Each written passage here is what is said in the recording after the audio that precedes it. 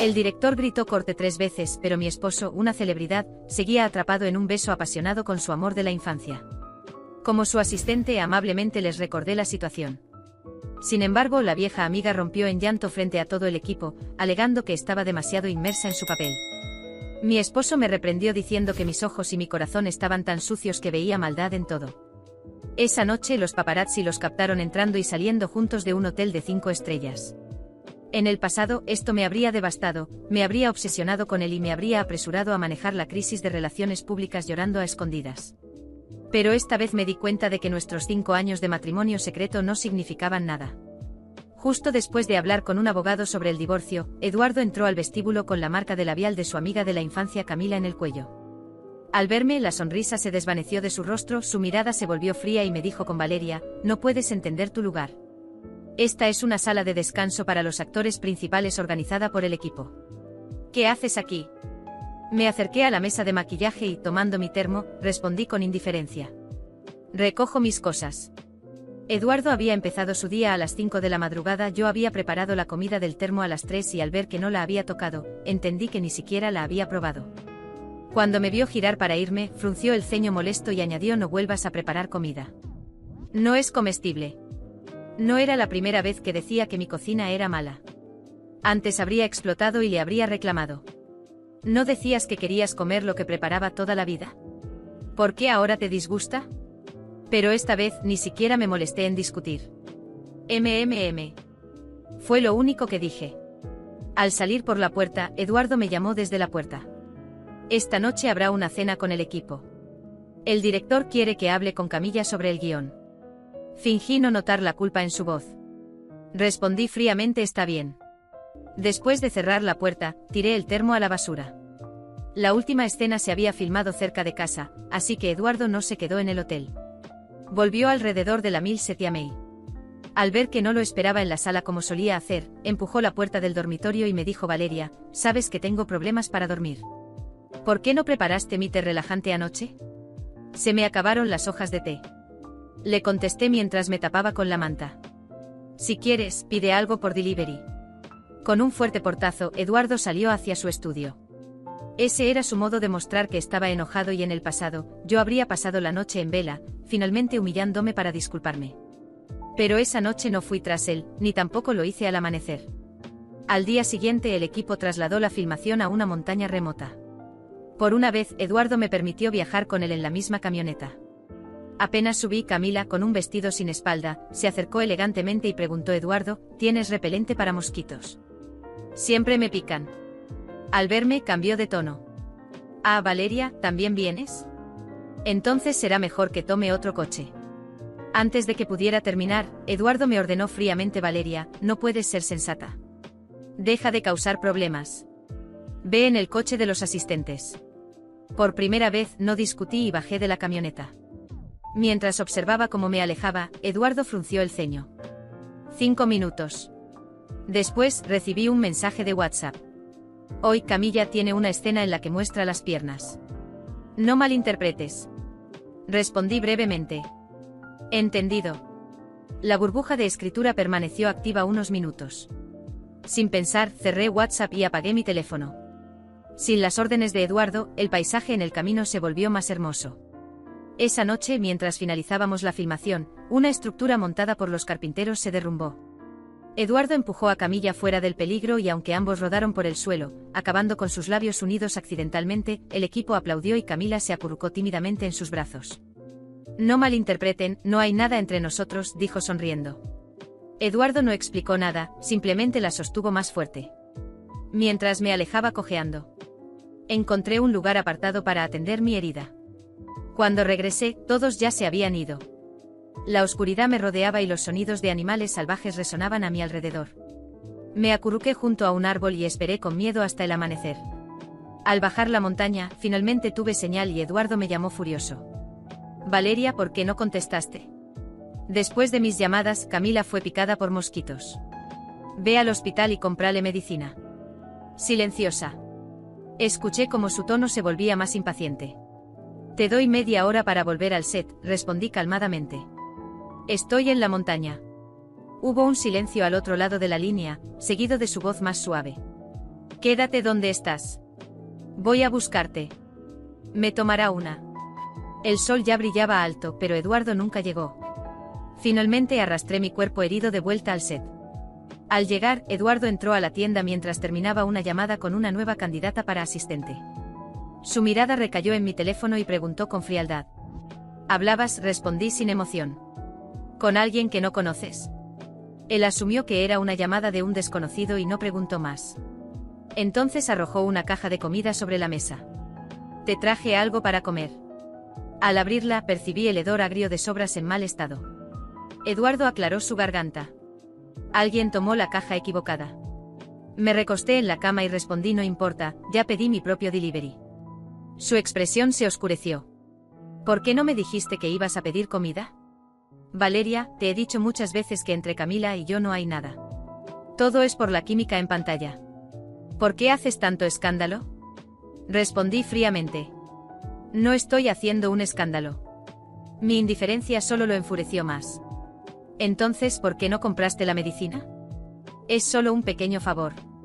Agotada de su maltrato, respondí desde la cama. No me siento bien. No voy a ir. Esa noche Eduardo y Camila fueron tendencia en las redes. Un vídeo mostraba a Eduardo cargándola como una princesa hacia el hospital. Decidida, contacté a periodistas para viralizar el escándalo. Me aseguré de que obtendría el 50% de las ganancias por la exclusiva. Al día siguiente, la historia de amor entre Eduardo y Camila dominó las tendencias. Mientras Eduardo filmaba en otra ciudad, yo ya tenía todo listo para nuestro divorcio. Cuando Eduardo finalmente regresó a casa, su expresión estaba cargada de cansancio e irritación, como si llevara el peso del mundo sobre sus hombros. Intentó acercarse con esa actitud prepotente de siempre, creyendo que con una orden o un comentario frío las cosas se resolverían, pero algo dentro de mí ya había cambiado para siempre. No sentía ni miedo ni tristeza. Solo vacío. Valeria, quiero que dejes de hablar con la prensa. Esto ya se salió de control. Camila está muy afectada, dijo, tirando las llaves sobre la mesa como si su orden fuera irrefutable. Lo miré con una calma que pareció desconcertarlo. Su expresión mostró una chispa de sorpresa, al darse cuenta de que esta vez no le ofrecería ninguna disculpa ni justificación. Respiré hondo y dejé que el silencio hablara por mí. La incomodidad en su rostro creció rápidamente. ¿Me escuchaste? Insistió, esta vez en un tono más amenazante. Sí, te escuché, respondí sin emoción, mientras seguía doblando la ropa que había apartado para donar. Incluí algunas prendas que él solía decir que le encantaba verme usar. Ahora no eran más que pedazos de tela sin significado alguno. Él se acercó más, cruzando los brazos y frunciendo el ceño. ¿Qué estás haciendo? Esto es ridículo. ¿Vas a tirar todo por la borda solo porque la prensa exagera? Por una tontería. Ya tomé mi decisión, respondí con calma absoluta. Ya hablé con mi abogado. El divorcio será oficial en unas semanas. Por un instante su expresión quedó congelada. Pude ver claramente cómo el control se le escapaba de las manos y no sabía cómo reaccionar. Eduardo por primera vez se encontraba frente a alguien a quien ya no podía manipular. Esto es por Camila, ¿verdad? Dijo incrédulo, intentando recuperar el mando de la conversación. No hay nada entre nosotros, te lo he dicho 1000 veces. Estás exagerando. No, Eduardo, esto no es por Camila. Le dediqué una sonrisa amarga, desconocida incluso para mí. Es por todo. Por cada palabra hiriente, cada humillación, cada noche en la que intenté arreglar lo que no tenía arreglo. Él abrió la boca para responder, pero levanté la mano, deteniéndolo en seco. Y no voy a discutir más. Estoy cansada. Muy cansada, dije mientras terminaba de cerrar la maleta. No puedes simplemente irte así, espetó finalmente, dejando escapar la ira que intentaba contener. Tenemos una imagen que cuidar. No puedes destruir todo por una crisis absurda. Lo miré con algo que me resultó liberador, desprecio. Todo ya estaba destruido, Eduardo. Solo tú no lo habías notado. Ese fue el momento en el que vi miedo en sus ojos. No miedo de perderme a mí, sino de perder el control, de ver desmoronarse la fachada perfecta que tanto se había esmerado en construir. Y por primera vez lo vi tal como era, frágil, vanidoso y miserablemente pequeño. Eduardo dio un paso hacia atrás intentando encontrar algo más que decir, pero no había nada que pudiera cambiar lo inevitable. Tomé mi maleta y me dirigí hacia la puerta sin mirar atrás. Valeria, me llamó casi implorando con una voz que antes habría roto mi corazón. Pero no me detuve. Crucé la puerta y la cerré tras de mí. La libertad, aunque pesada e incierta, sabía a victoria. En los días siguientes me encargué de todo. Aceleré los trámites del divorcio y me mudé a un apartamento modesto pero acogedor. Mientras tanto, la prensa hacía fiesta con el escándalo de Eduardo y Camila. Yo observaba desde lejos con una tranquilidad que nunca había experimentado antes. El golpe final no tardó en llegar. Un periodista a quien había proporcionado información de forma anónima, reveló detalles incómodos sobre la relación de Eduardo y Camila. Su romance había comenzado mucho antes de las filmaciones. Fotos comprometedoras y mensajes privados salieron a la luz, destrozando la imagen pública de ambos. La opinión pública los destrozó sin piedad. Eduardo me envió mensajes desesperados, rogando que detuviera la avalancha de noticias, pero cada uno fue ignorado. Él estaba solo, hundiéndose en el desastre que había creado. Camila, por supuesto, lo abandonó en cuanto la situación se volvió insostenible, preocupada por salvar su propia reputación. Mientras tanto, yo había encontrado paz. No como la esposa sumisa y olvidada de una celebridad, sino como alguien que por fin se había reencontrado consigo misma. Con todo el papeleo del divorcio en orden y una vida nueva ante mí, sentí que la venganza estaba completa. Ahora, Eduardo era solo un capítulo cerrado en mi vida. Y yo, por primera vez, era libre. Semanas después, los trámites del divorcio finalmente se completaron. El sentimiento de alivio que sentí al firmar el último documento fue indescriptible. Eduardo ya era solo una sombra amarga en mi pasado, un peso que al fin me había quitado de encima. Mientras él luchaba por mantener su imagen pública después del escándalo, yo ya estaba enfocada en construir mi futuro. Lo primero que hice fue abrir una empresa de asesoría en gestión de crisis. Era irónico, lo sé. Cada experiencia dolorosa que viví a su lado ahora se convertía en una herramienta para ayudar a otras personas y, por supuesto, para prosperar yo misma. Los primeros meses después del divorcio fueron tranquilos. Eduardo se mantuvo alejado de los reflectores, esperando que el escándalo desapareciera. Me enteré por conocidos que Camila lo había abandonado poco después de que salieron las noticias, diciendo que no podía arriesgar su carrera por un romance condenado. Él estaba solo con su reputación destruida, tratando de salvar los pocos contratos que le quedaban. Pero nadie quería asociarse con su nombre. La siguiente vez que supe de Eduardo fue a través de una notificación legal. Me estaba demandando exigiendo una compensación económica y la mitad de mi empresa, alegando que durante nuestro matrimonio me había apoyado emocionalmente y por lo tanto, tenía derecho a parte de lo que había construido. No pude evitar reír cuando leí los documentos. Era tan típico de él, incluso después de todo lo que había pasado, aún creía que podía controlarme y beneficiarse de mi éxito. El día del juicio entré al tribunal con la cabeza en alto y la confianza que había ganado con esfuerzo. Eduardo ya estaba allí, sentado en la primera fila, intentando mantener su pose de superioridad, aunque su aspecto delataba el desgaste.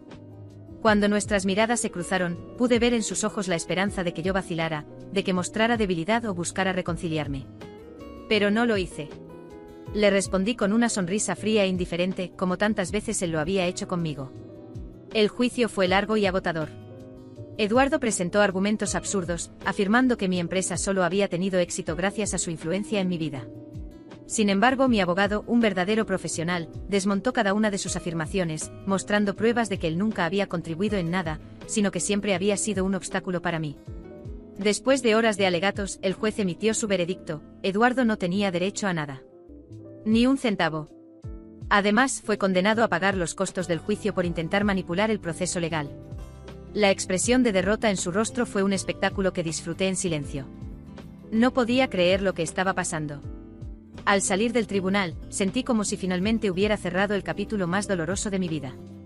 Ya no había lazos que me ataran a él, ni amenazas, ni chantajes emocionales. Estaba libre y la justicia había prevalecido. Mi empresa floreció en los meses siguientes. Conseguí contratos importantes y me convertí en una referente en el mercado. Cada logro me recordaba las veces que Eduardo decía que yo no era capaz, que mis sueños eran absurdos. La ironía era exquisita. Ahora yo era una mujer independiente y exitosa, mientras que él, antes una celebridad admirada, se había convertido en una sombra olvidada. Ocasionalmente escuchaba rumores sobre él. Intentó relanzar su carrera, pero nadie quería darle una oportunidad. Los pocos amigos famosos que le quedaban se alejaron, y sin contratos ni proyectos, su figura pública se desvaneció. La última noticia que recibí fue que estaba viviendo de favor en la casa de un pariente lejano, intentando pasar desapercibido. Mientras tanto, yo había encontrado la paz. Me reconcilié conmigo misma, reencontré amistades perdidas y me permití disfrutar de la vida sin miedo ni culpa. Viajé, exploré nuevos intereses y eventualmente conocí a alguien especial. Un hombre que me trataba con respeto y cariño, sin manipulaciones ni juegos. Por primera vez experimenté un amor genuino y saludable. Aunque seguí adelante, nunca olvidé las lecciones que aprendí junto a Eduardo. La más importante fue que el amor propio es la verdadera libertad. No importa cuán profundo alguien intente hundirnos o hacernos creer que no valemos nada, siempre tenemos el poder de reescribir nuestra historia. Y eso fue lo que hice, reescribí mi historia desde un comienzo doloroso hasta un final justo y feliz. Hoy, cuando miro hacia atrás, no siento rencor, solo gratitud. Gratitud por haber encontrado la fuerza para dejar un vínculo tóxico, por haber superado las pruebas más difíciles y, sobre todo, por haber descubierto que la justicia más poderosa es la que hacemos por nosotras mismas. Otras mismas.